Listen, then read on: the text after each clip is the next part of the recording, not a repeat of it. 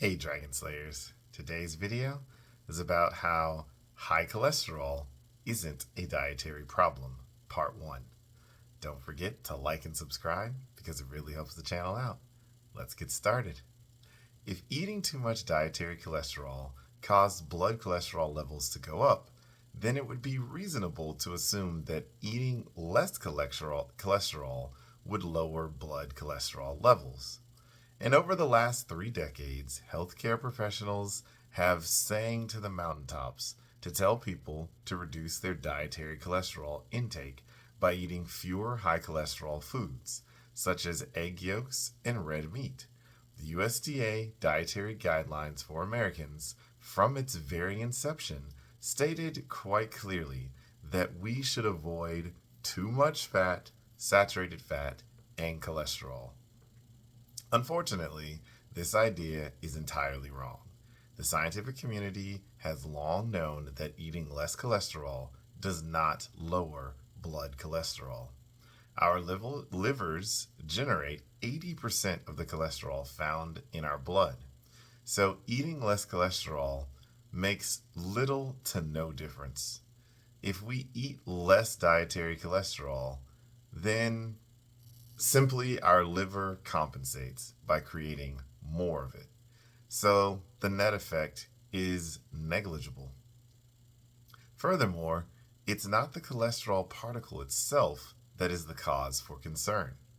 If you remember that that particle is identical in both LDL and HDL. It's instead the lipoproteins carried along with the cholesterol particle that determines whether it's good or bad. Reducing the cholesterol in our foods makes little or no physiological difference, a fact that was proven long ago. Our irrational fears of dietary cholesterol began in 1913, where atherosclerotic plaques, the blockages in an artery that cause heart attacks and strokes, are predominantly composed of cholesterol. And it was hypothesized that these plaques were caused by too much dietary cholesterol.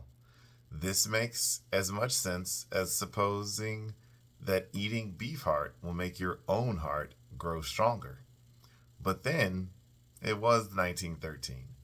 That year, Russian scientist Nikolai Annikov discovered that feeding cholesterol to rabbits caused atherosclerosis. Rabbits, however, are herbivores and aren't meant to eat foods that contain cholesterol. Feeding a lion hay would also cause health problems. Unfortunately, this fundamental fact was not appreciated in the rush to find a culprit for these plaques. Ansel Keys confirmed that dietary cholesterol was not a problem as early as the 1950s.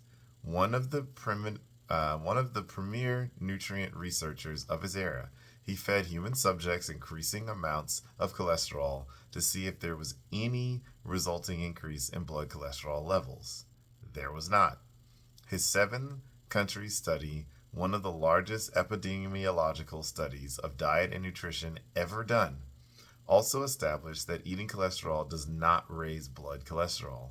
As dietary cholesterol was acquitted, dietary fat became the primary suspect.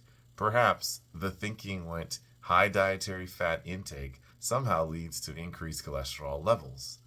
This too has long been disproven, primarily by the Framingham studies. In 1948, residents of Framingham, Massachusetts, were enrolled in a long-term study that followed all aspects of their lifestyle, including diet, to establish what factors are important in the development of heart disease. It is still running strong.